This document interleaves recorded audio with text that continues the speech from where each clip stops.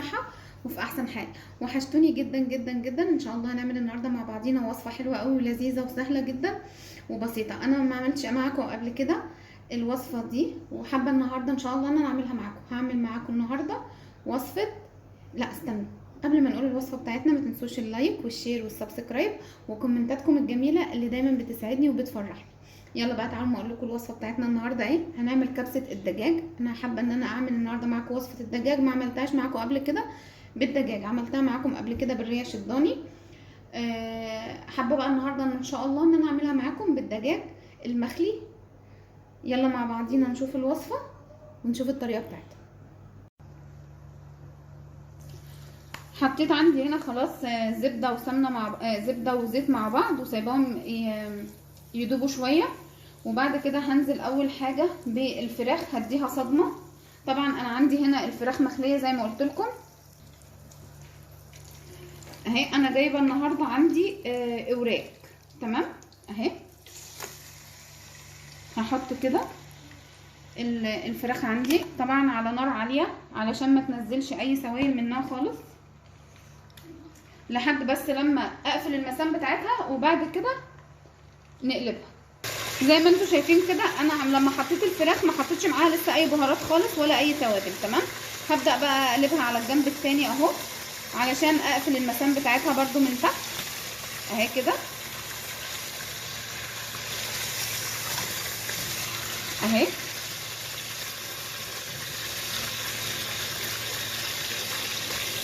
طبعا اللي معايا ده الدهن بتاع الفراخ مش هرميه، طبعا هو حلو قوي قوي للكبسه، هيبقى حلو قوي فيها ان شاء الله. انا مش عايزه ادي للفراخ هنا دلوقتي اي لون، تمام. انا بس هقفل المسام بتاعتها وبعد كده هرفعها من على النار اهو زي ما انتم شايفين كده. خلاص انا هبدا بقى ارفع الفراخ كده من على النار اهي عشان ما تاخدش اي لون مني خالص. انا بصراحه بحب اعملها بالفراخ المخليه علشان تبقى سهله على الولاد وهم بياكلوها، تبقى زي اللحمه كده يعني اهي. طبعا عندي هنا بقى اللي باقي الدهن بتاع الفرخه اللي انا قلت لكم عليه مش هشيله بقى. هنزل عندي هنا بالبصله، عندي بصلايه كبيره مقشراها كده ومقطعاها قطع صغيره اهي. هسيبها بقى كده تاخد لون ذهبي جميل بزياده شويه كمان، تمام.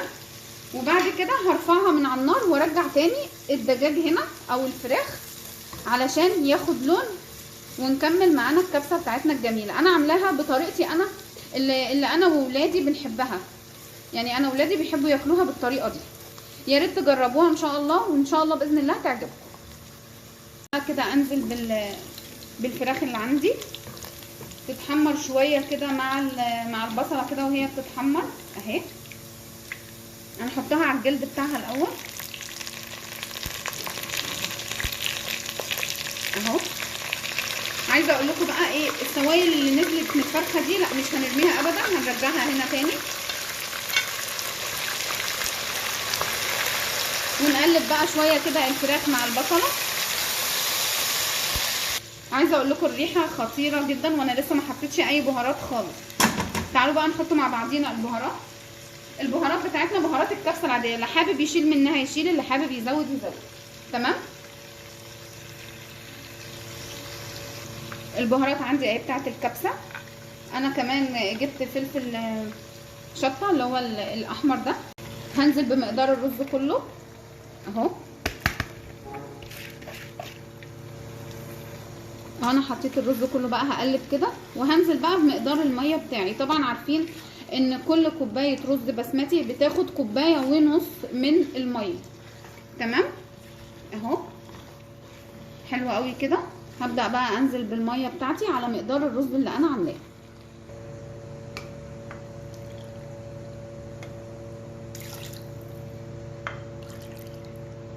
طبعا اللي حابب يسيب الرز كده ابيض تمام، لكن انا ممكن اعمله حبه وحبه، يعني لون برتقاني على لون اصفر مع ابيض، تمام. خلاص كده. طبعا احنا عارفين ان الفراخ ما بتاخدش وقت كتير، مش زي اللحمه، هسيبها بقى كده لحد لما الرز يتشرب.